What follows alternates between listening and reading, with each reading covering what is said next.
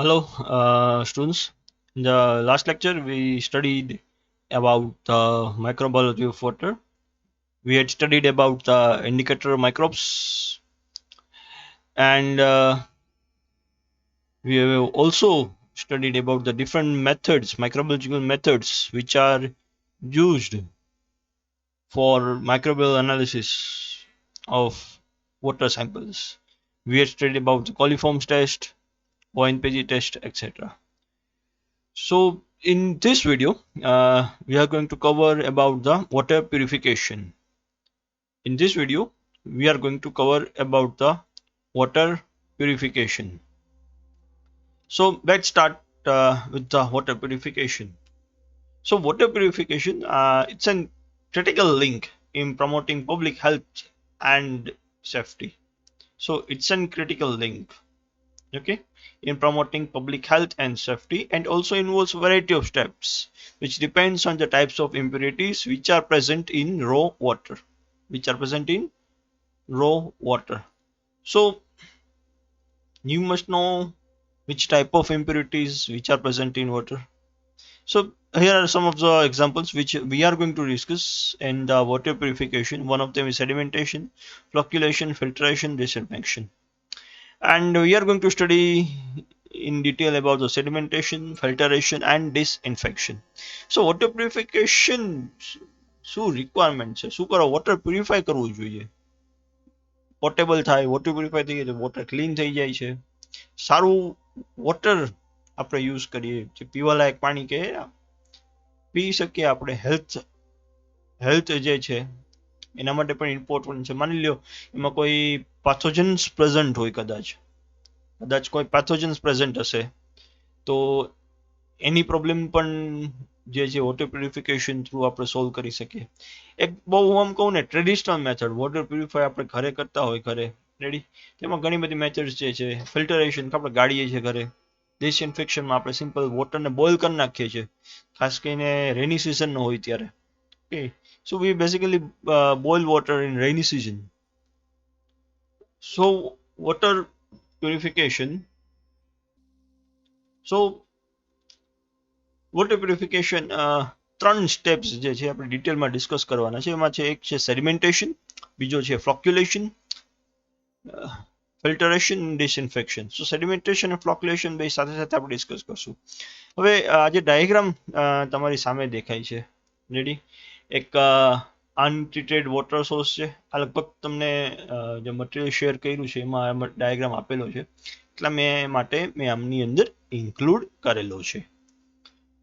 So, when in untreated water, basically, which is collected in a raw water reservoir, a reservoir એક water tank હોઈ શકે છે, ઓર એક specific systems જે છે, કદાચ એક લેક જ્યાં વોટર બધું જમા થતું હોય, એ કોઈ રિઝર્વર એમાંથી આપણે ટેન્ક તરફ લઈ જાય છે, એક મોટો જે વોટર હોલ્ડ કરી શકે મેક્સિમમ કેપેસિટી. શું કરીએ છીએ એને પ્રેસિપિટેશન કરીએ છીએ, ફ્લોક્યુલેશન જે છે, રેડી, વોટરને થોડુંક સોફ્ટ કરી નાખીએ છીએ, કેલ્શિયમ જે છે રિમૂવ કરીએ છીએ, રેડી. સો આમાં સેડિમેન્ટેશન જે છે એ ધીમે ધીમે સેડિમેન્ટેશન થવા દઈએ છીએ. પછી ટર્બિડિટી ઓછું કરીએ છીએ, બરાબર. એમાં ફ્લોક્યુલેશન એન્ડ કોએગ્યુલેશન બંને થાય છે. અને ફાઇનલી જે કેમિકલ્સ એના માટે જે કંઈ યુઝ કરશું આપણે, એના પછી શું થશે એ આપણે એક ટ્રાન્સફર કરશું આપણે એને એક સેટલિંગ ટેન્કની અંદર, જેની અંદર ફાઇનલી સેડિમેન્ટેશન થશે. ઓકે, સેડિમેન્ટેશનમાં શું થશે, જે કંઈ સેડિમેન્ટ્સ પ્રેઝન્ટ છે એ બધા નીચે ધીમે ધીમે આવી સેટલ ડાઉન થઈ જશે. વોટરની અંદર જે કચરો જે છે નીચે સેટલ ડાઉન થઈ જશે સેડિમેન્ટેશનની અંદર. અને ઉપરનો પાર્ટ જે છે અહીં વોટરનો જે છે એ આપણે ટ્રાન્સફર કરશું એક ફિલ્ટરેશન સિસ્ટમ્સની અંદર. ફિલ્ટરેશનમાં શું થાય છે, જે ફિલ્ટરેશન જે છે એમાં આપણે એમાંથી વોટર જે છે ફિલ્ટર થઈ ધીમે ધીમે આપણે સ્ટોરેજ જ્યાં લઈ જવા માંગતા હોય ત્યાં લઈ જાય છે, રેડી. હવે એમાંથી ફર્ધર આપણે હવે એને શું છે અંદર માઇક્રોબ્સ કેટલા ઓછા થયા, કમ્પ્લીટ તો ફિલ્ટરેશનમાં નીકળી નહીં, ઘણા બધા માઇક્રોબ્સ જે છે એ રહી જાય છે, રેડી. તો એના માટે લાસ્ટ સ્ટેપ જે છે એ છે ડિસઇન્ફેક્શન. આપણે કરીએ છીએ. ડિસઇન્ફેક્શનમાં ત્રણ મેથડ્સ જે છે. ઘરે આપણે ડિસઇન્ફેક્શન કરીએ સિમ્પલી, આપણે માઇક્રોબ્સ જે છે બેક્ટેરિયાને કિલ કરી નાખવો હોય તો સિમ્પલ વોટર બોઇલ કરીએ છીએ આપણે, રેડી. એવી રીતે એક મેથડ જે છે આમાં ક્લોરિનેશન, જે ક્લોરિનનો યુઝ કરે, ક્લોરિનની ક્લોરીનની ટેબ્લેટ્સ જે છે એ પણ માર્કેટમાં અવેલેબલ છે અત્યારે. ઓઝોનેશન સિસ્ટમ જે છે અને ઇરેડિયેશન, જેમાં આપણે યુવી રેઝ જે છે એનો આપણે યુઝ કરશું. મેં તમને એક્ઝામ્પલ આપ્યો હતો કે યુવી રેઝ, ત્યારે આપણે એમપીએન ટેકનિક હતા ને જેમાં યુવી રેઝનો એક્ઝામ્પલ આપ્યો હતો કે યુવી રેઝ શું કામ કરે છે. એક ટ્યુબ હોય, ટ્યુબની અંદર વોટર પાસ થાય, એની અંદર યુવી રેઝ એક્સપોઝ કરીએ આપણે વોટરને. એના કારણે જે માઇક્રોબ્સ જે છે, જે બેક્ટેરિયા જે છે એ કિલ થઈ જાય. થોડુંક મોર એડવાન્સ જે એક ડાયાગ્રામ જે છે હવે યુઝ કરીએ. એક raw water reservoir where water is held in the reservoir to allow particulates to settle. એક પમ્પિંગ સ્ટેશન હશે જે વોટરને કન્ટિન્યુઅસલી પમ્પ કરશે. પછી એક મિક્સિંગ ટેન્ક જે ફ્લોક્યુલેન્ટ્સ જે છે, આપણે કેમિકલ્સ જે છે એ આપણે યુઝ કરવાના છે. રેડી. ફ્લોક્યુલેશન ટેન્કમાં ફાઇનલી જે છે એ ટ્રાન્સફર થાય. જે ફ્લોક જે છે, આ જે ફ્લોક જનરેટ થાય એ સેડિમેન્ટ્સ ફાઇનલી નીચે સેટલ થઈ જશે. બરાબર. અને અપર પાર્ટમાં, ઉપરના પાર્ટમાં જે પાણી જે છે એ આપણે ટ્રાન્સફર કરીએ છીએ એક સેટલિંગ ટેન્કમાં. અહીંયા ધીમે ધીમે ધીમે વોટર જે છે એ સ્ટોર થઈ જાય અને ફાઇનલી ફિલ્ટર થઈ જશે. બરાબર. ફિલ્ટર થઈ ગયેલું પાણી પછી આપણે એને ડિસઇન્ફેક્ટ કરશું. ડિસઇન્ફેક્શનમાં 3 basic method: chlorination, ozone treatment and exposure to UV light. અને ફાઇનલી એ જે ટ્રીટ થયેલું વોટર હોય એ જે કન્ઝ્યુમર્સ, પબ્લિક, હું એમ કહું, રેડી, ત્યાં આપણે ટ્રાન્સફર કરીએ છીએ. અને ઇન બિટવીન સ્ટોરેજ ટેન્ક્સ ને જે કંઈ પાઇપલાઇન આ તે બધું પણ યાદ એ રાખવાનું છે. ઇન પ્રોસેસની અંદર માની લ્યો સ્ટોરેજ ટેન્ક્સમાંથી જાય છે વોટર અને ફાઇનલી આ સ્ટેપથી અહીંયા લાસ્ટ કન્ઝ્યુમર સ્ટેપની અંદર જાય છે. એનું ટાઈમે તમારે માઇક્રોબિયલ એનાલિસિસ કરવું પણ કમ્પલસરી છે. સાથે બીજા કોઈ પેરામીટર્સ, કેમિકલ, ફિઝિકલ પેરામીટર્સ જે છે એ પણ એનાલાઇઝ કરવા કમ્પલસરી છે. હવે સિમ્પલી હું એમ કહું, અહીંયા એક રો વોટરથી લઈ એક ફિલ્ટર થયેલું કમ્પ્લીટ એક વોટર પ્યુરિફિકેશન જે પ્રોસેસ જે છે એમાં એક તો જે સેડિમેન્ટ્સ જે છે, જે કચરો જે છે એ ઓલરેડી રિમૂવ થઈ ગયો છે.